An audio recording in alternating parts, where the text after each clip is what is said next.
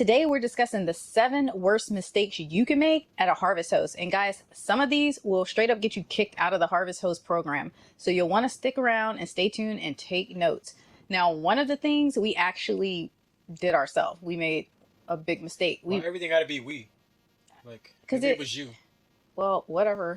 Maybe it was me, but we're a unit, so it was kind of like both of our mistakes. But anyway, stay tuned, and also don't forget to watch our bloopers at the end. Now, for those of you that don't know what Harvest Host is, it's basically a platform that allows RVers and van life people to stay at unique locations throughout the US. Farms, wineries, museums, golf courses, and breweries.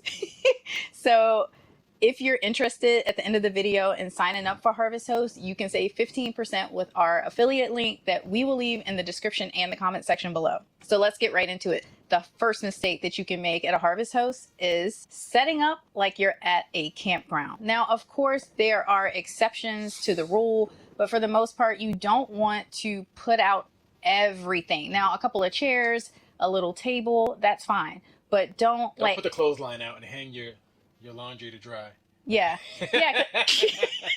Yeah, because at the end of the day, these are businesses. People are coming to these establishments. They have actual patrons. So if you have like your whole entire life set up outside of your camper, it's just kind of weird. Now, for the outliers, you know, if you're on like a huge farm and you're away from everybody, you know, use your discretion. So the second worst mistake you can make at a harvest host is not dumping your tanks before you show up. So here's the thing.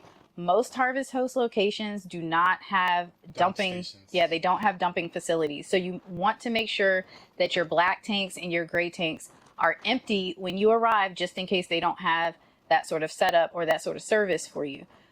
The worst thing that can happen is that you get there, you set up, and then you realize, oh crap, oh literally, oh crap, like your black tank is full. So make sure that you stay on top of that and dump your tanks before you arrive. And this goes without saying, guys, please don't dump your gray tank waste on their property. It's just kind of, you know, it's a little rude or whatever. And sometimes it's kind of funky. The third worst mistake you can make at a harvest host is setting up your Blackstone outside. She told me to do it. I literally did not read the rules, and I have done this multiple times. I'm guilty. I literally have cooked on my Blackstone at so many harvest host locations, and when I read that rule, I felt so bad. Guys, like, don't do it. I will say that the places that we set up the Blackstone, it was after hours, so there was no one there, and one of them was like completely shut down. They were closed for business. They were still allowing like harvest host patrons to stay, but there was literally no one there. Harvest host states on their FAQs that you are not to use any sort of external cooking appliances. You need to cook inside of your rig or your van at all times. I'm curious, am I the only one that has actually done this? If you have a Harvest Host membership and you didn't know that rule, please don't let me feel like I'm alone. Drop it in the comment section below. And you didn't know that, right? Obviously. I have enough responsibilities towing this bad boy, so that's your job. Okay, so I have one job, right? One job. So this next mistake won't get you kicked out of Harvest Host, but it can set you up for complete failure. So when you join the platform, they're going to ask you some specs about your rig. They're going to want to know how long it is. They're going to want to know how tall it is.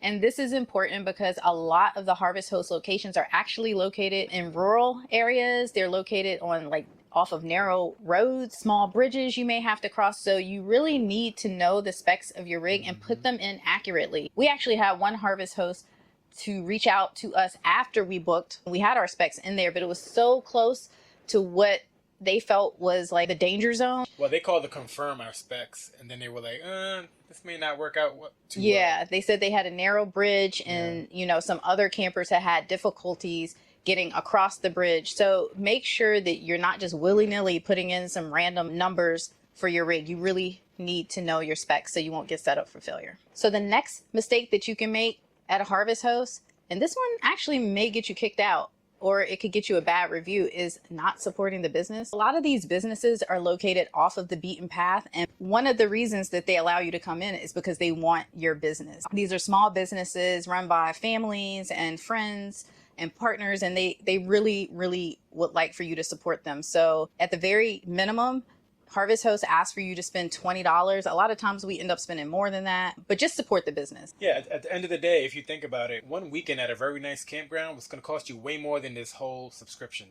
Right. So think about what you're saving. You know what I mean? And you don't want to get kicked out of this program just because you don't support the local business that you're visiting. Yeah, and I mean, if you work this the right way, you could literally stay at a Harvest Host and Boondockers Welcome location like every couple of nights and, you know, travel from one coast to the next and hardly spend any money. Right. So it's a great program and you just don't want to get kicked out. No. The next mistake that you can make that will actually get you kicked out is not showing up.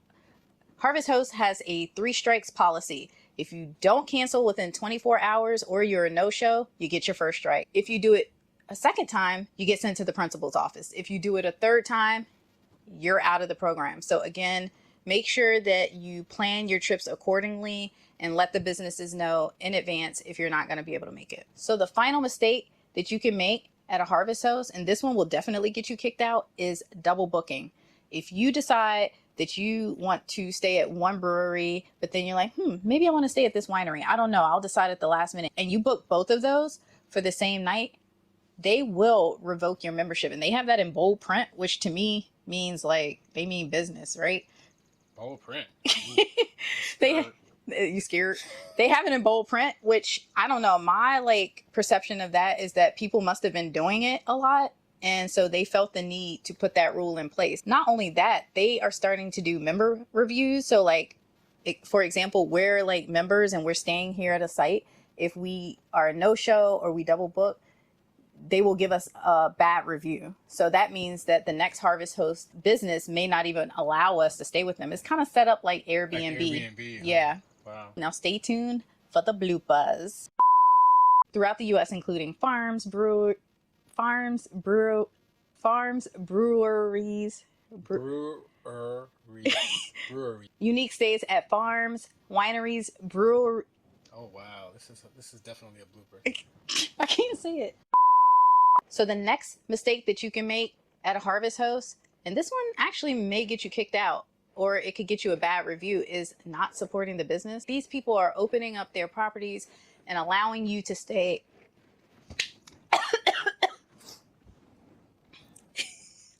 Good? Yeah, I'm good. Hairball? No. I have like a tickle in my throat. Dreadball? Dreadball. It actually brings them more business. They really have no incentive to allow you to stay. Okay, just a little thunder here at this Harvest Host. Please don't dump your gray tank waste on their property. It's just kind of, you know, it's a little rude or whatever. And sometimes it's kind of funky. Don't dump your great tank OPP.